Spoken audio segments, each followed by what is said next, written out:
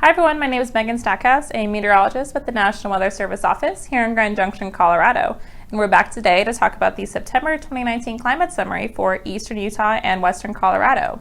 Now in September, we saw our first snow of the season, a bit early if you ask me, on September 12th, with some light snow falling in the central Colorado mountains, as you can see by this nice little picture of the maroon bells.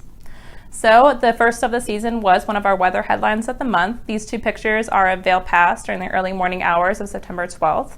So we did see a few inches of snow accumulate on the grassy areas. Thankfully, the roads just stayed wet, so we didn't really see any sort of impacts with this system. The other weather headline of the month that we had were the severe thunderstorms that occurred on September 8th and the 10th through the 11th.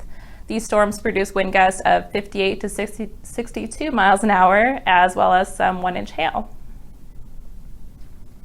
Looking at high temperatures across the region for the month of September, I jinxed myself last month by hoping we'd be done with 100 degrees. We did have one more 100-degree temperature that we had at Grand Junction on September 1st, and Canyonlands had 101 degrees on September 1st and 2nd. So otherwise, everyone else saw high temperatures in the upper 80s to the upper 90s. And looking at low temperatures across the region for September, Craig was the coolest on September 22nd with 25 degrees for their low temperature. And Canyonlands and Grand Junction, we were still pretty mild with low temperatures in the upper 30s to the low 40s. Looking at precipitation across the region for the month of September, below normal precipitation across the board, unfortunately, with precipitation being anywhere from almost half an inch to well over an inch below normal. Aspen was the driest with 1.37 inches below normal. Canyonlands only saw 0.07 of an inch of precipitation for the month, and Durango, you guys were the winner with 1.46 inches, but again, almost half an inch below normal.